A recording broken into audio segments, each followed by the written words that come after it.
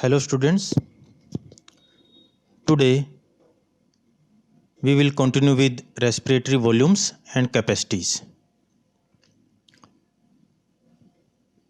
First we will study tidal volume.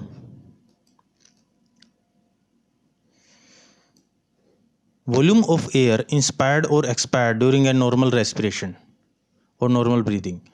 जो normal breathing के time पे जो वॉल्यूम ऑफ एयर हम इंस्पायर करते हैं या एक्सपायर करते हैं, that is called tidal volume. It is approximately 500 ml.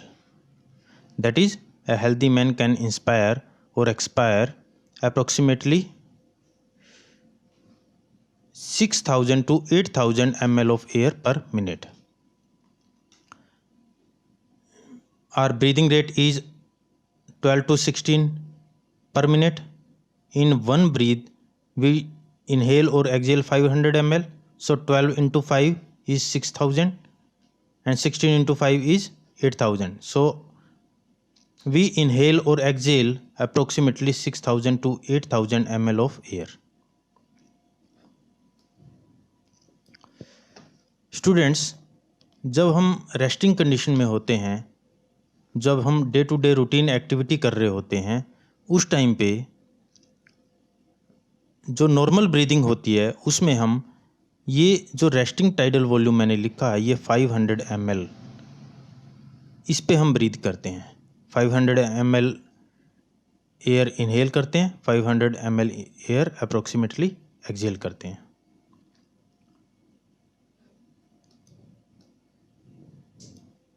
Now next is inspiratory reserve volume. Additional volume of air a person can inspire by a forcible inspiration. This average is 2500 to 3000 ml. Students, this 6000 is our total lung capacity. जितनी हमारे lungs के अंदर air भरी जा सकती है, that is our total lung capacity. ये approximately 6000 ml होती है. Though this may be 5000 ml, but I have taken the maximum 6000 ml. जब हम रेस्ट के टाइम पे ब्रीदिंग करते हैं तो हम टाइडल वॉल्यूम पे ब्रीदिंग करते हैं 500 ml पे. But God has gifted us with some reserves. जब भी हमें ऑक्सीजन की ज़्यादा ज़रूरत हो, जैसे एक्सरसाइज के टाइम पे, तब हम अपनी ब्रीदिंग कैपेसिटीज़ का यूज़ कर सकें, इसलिए गॉड ने हमें कुछ रिजर्व्स दिए हैं. और इसमें एक तो इंस्पिरेटरी रिजर्व दिया है और एक एक्सपिरेटरी रिजर्व दिया है. Inspiratory reserve volume is that volume of air that we can forcibly inhale. एक नॉर्मल इंस्पिरेशन के बाद 500 ml एयर इनहेल करने के बाद जो हम फोर्सिबली एक्स्ट्रा एयर इनहेल कर सकते हैं, that is called inspiratory reserve volume, and this is approximately 2500 ml to 3000 ml. Similarly, there is expiratory reserve volume. This is additional volume of air a person can expire by a forcible expiration. कि normal breathing के time पे tidal volume को exhale करके जो extra volume of air हम forcibly exhale out कर सकते हैं, फोर्सिबली एक्सपायर कर सकते हैं, that is expiratory reserve volume. And this is approximately 1000 to 1100 ml. This is average, but this can go maximum up to 1300. Here I have marked maximum. Now residual volume. लेकिन कुछ air का volume ऐसा भी होता है, कुछ air का part ऐसा भी होता है जो हम फोर्सिबली भी लंग से बाहर नहीं निकाल सकते.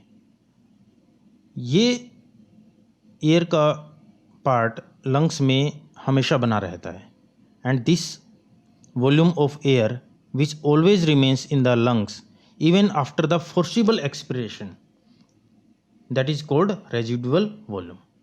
तो रेजिडुअल वॉल्यूम वो पार्ट है एयर का जो लंग्स में फोर्सिबल एक्सपिरेशन के बाद भी बना रहता है. So the volume of air remaining in the lungs even after a forcible expiration, this average is 1100 to 1200 ml.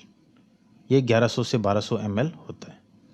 So students, there are 4 volumes. One is residual volume जो lungs में हमेशा बना रहता है, जिसको हम फोर्सिबली एक्सपायर करके भी नहीं निकाल सकते. वन इज टाइडल वॉल्यूम जो हम रेस्टिंग के टाइम पे ब्रीदिंग इनहेल और एक्सहेल करते हैं. That volume of air is called tidal volume. जो हम नॉर्मल इंस्पिरेशन के बाद एक्स्ट्रा एयर फोर्सिबली इनहेल कर सकते हैं, that is inspiratory reserve volume. और नॉर्मल एक्सपिरेशन के बाद जो हम extra volume of air exhale कर सकते हैं, एक्सपायर कर सकते हैं, that is expiratory reserve volume. These are 4 volumes. Now we will study lung capacities. By adding up a few respiratory volumes described above, one can derive various pulmonary capacities which can be used in clinical diagnosis. इन्हीं different volumes को add up करके हम lung capacities को calculate करते हैं. And these lung capacities are used in clinical diagnosis. For example, in asthma, किसी को asthma की बीमारी है, उसकी एक्सपिरेटरी कैपेसिटी कम हो गई है. So this way we use this lung capacities in clinical diagnosis.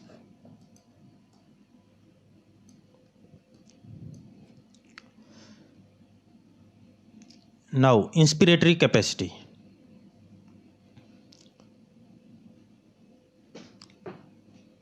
Students, मैंने बताया जो नॉर्मल ब्रीदिंग करते हैं हम, वो करते हैं 500 ml एयर की. और जो हमारे पास रिजर्व होता है इंस्पिरेशन का, वो होता है 2500 ml to 3000 ml. तो when we will talk about capacity, कि हमारी इंस्पायर करने की कैपेसिटी कितनी है, जो हमने रेस्टिंग पे इंस्पायर किया 500 ml प्लस जो हमने फोर्सिबली इंस्पायर किया, जो हमने रेस्टिंग के टाइम पे इंस्पायर किया 500 ml प्लस जो फोर्सिबली इंस्पायर किया. So these 2 volumes, tidal volume plus inspiratory reserve volume, these together form the inspiratory capacity. कि हमारी इंस्पायर करने की टोटल कैपेसिटी कितनी है, टाइडल वॉल्यूम, रेस्टिंग पे इंस्पायर करने की capacity plus inspiratory reserve volume, forcibly inspire करने की वॉल्यूम. तो दोनों को प्लस करके हम निकालते हैं inspiratory capacity. Similar to this inspiratory capacity, अब हमारी एक्सपिरेटरी कैपेसिटी कितनी है, हमारी एक्सपायर करने की कैपेसिटी कितनी है. जो हम नॉर्मली एक्सपायर करते हैं 500 ml, that is tidal volume, और जो हम फोर्सिबली एक्सपायर कर सकते हैं, दैट इज 1000 to 1100 ml. तो जो नॉर्मली एक्सपायर करते हैं प्लस जो फोर्सिबली एक्सपायर कर सकते हैं एयर, अगर दोनों को प्लस कर दो तो हमारी आ जाती है expiratory capacity.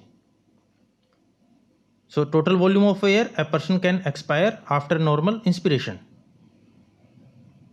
This includes tidal volume and expiratory reserve volume. ये टाइडल वॉल्यूम और एक्सपिरेटरी रिजर्व वॉल्यूम का प्लस है. Now, one more capacity we have to see, that is functional residual capacity. Functional residual capacity, as the name is suggesting, functional मतलब day to day routine में resting के time पे जो lungs की residual capacity होती है, residual means बची हुई कैपेसिटी कितनी है लंग्स की. तो जब एक्सपायर करने के बाद, नॉर्मल एक्सपिरेशन के बाद, यानी कि टाइडल वॉल्यूम के बाद, नॉर्मल एक्सपिरेशन के बाद जितना वॉल्यूम ऑफ एयर लंग्स के अंदर बच जाता है, वो लंग्स की बची हुई कैपेसिटी होती है functional residual capacity. So the volume of air that will remain in the lungs after normal expiration. अब ये कितनी बचेगी एक्सपिरेशन के बाद? एक तो लंग्स के पास अपना एक्सपिरेटरी रिजर्व वॉल्यूम है जो फोर्सिबली हम निकाल सकते हैं बाहर, और एक रेजिडुअल वॉल्यूम है लंग्स के अंदर जो उसके अंदर हमेशा बना रहता है, जिसको हम फोर्सिबली नहीं निकाल सकते। तो नॉर्मल एक्सपिरेशन के बाद कितनी एयर बचेगी? Expiratory reserve volume plus residual volume. So इन दोनों का प्लस क्या कहलाएगा? Functional residual capacity. Next is vital capacity.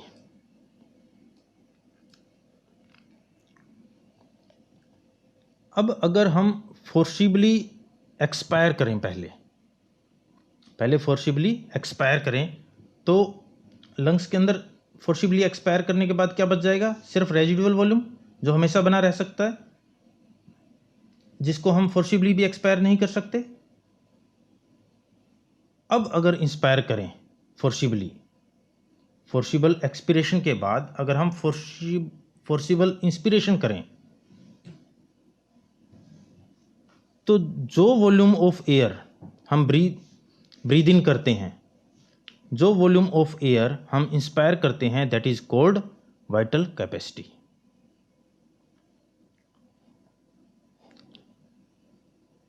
कैसे होगा? जब फोर्सिबल एक्सपिरेशन के बाद जब हम इंस्पायर करेंगे, पहले लंग्स अपनी एक्सपिरेटरी रिजर्व वॉल्यूम को रिस्टोर करेंगे, उसके बाद ट्राइडल वॉल्यूम 500 ml को लेंगे, और फिर जब हम फोर्सिबली इंस्पायर करेंगे तो इंस्पिरेटरी रिजर्व वॉल्यूम को इनहेल करेंगे।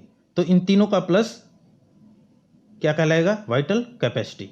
सो vital capacity is the maximum volume of air a person can breathe in after a forcible expiration, and this includes expiratory reserve volume, tidal volume and inspiratory reserve volume.